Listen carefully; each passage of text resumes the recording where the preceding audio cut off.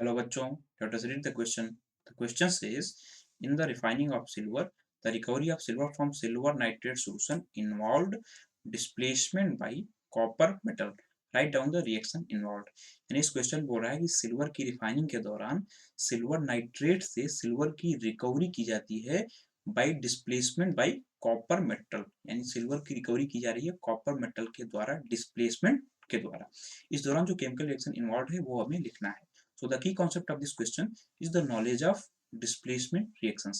अब displacement reactions क्या होती हैं? तो actually displacement reactions are those type of reactions in which a more reactive element displaces a less reactive element from its compound. यानी ऐसी reaction जिनमें जो मोर रिएक्टिव एलिमेंट होता है वो डिस्प्लेस कर देता है लेस रिएक्टिव एलिमेंट को उनके कंपाउंड से। ठीक है, तो इस केस में यदि देखें तो कॉपर जो है वो सिल्वर से ज्यादा रिएक्टिव है और सिल्वर का कंपाउंड है ना, सिल्वर का कंपाउंड है कौन सा, सिल्वर नाइट्रेट का सॉल्यूशन है और कॉपर मेटल से उसका डिस्प्लेसमेंट कराया जा रहा है।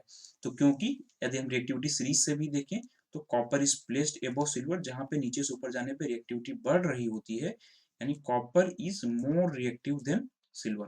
क्योंकि कॉपर सिल्वर से ज्यादा रिएक्टिव होता है इसलिए सिल्वर को वो उसके कंपाउंड से डिस्प्लेस करता है और फिर सिल्वर की सेपरेट रिकवरी हो जाती है। यानी जो रिएक्शन इन्वॉल्व होगा इस दौरान वो ये होगा, पहले तो सिल्वर नाइट्रेट का सॉल्यूशन है, तो सिल्वर नाइट्रेट का केमिकल फॉर्मूला क्या होगा, तो सिल्वर क्योंकि +1 स्टेट में एग्जिस्ट करता है, नाइट्रेट -1 स्टेट में एग्जिस्ट करता है, जब इनको क्रॉस मल्टीप्लाई होगा तो सिल्वर नाइट्रेट का केमिकल फॉर्मूला हमें मिलेगा AgNO3।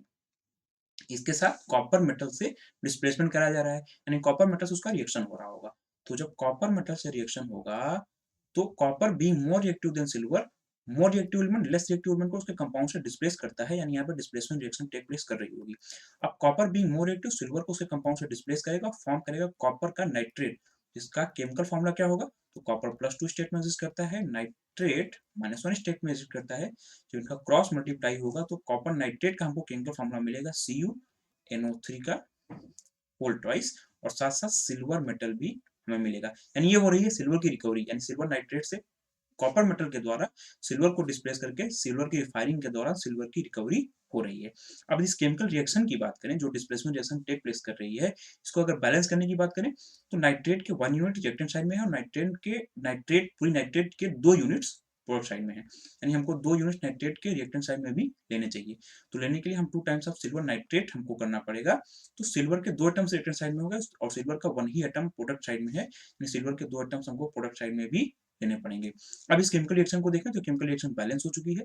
फिजिकल स्टेट्स की बात करें तो सिल्वर नाइट्रेट का सॉल्यूशन था तो एक्वस स्टेट में होगा, रिएक्शन कॉपर मेटल से हो रहा है तो सॉलिड स्टेट में था, कॉपर नाइट्रेट का सॉल्यूशन फॉर्म होगा और सिल्वर फिर हमको मेटल फॉर्म में सेपरेट होगा।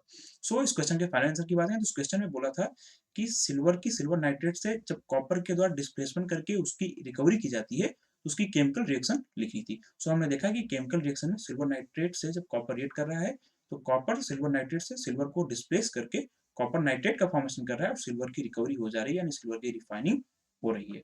This was all about this question. Hope you understood it well. Best of luck.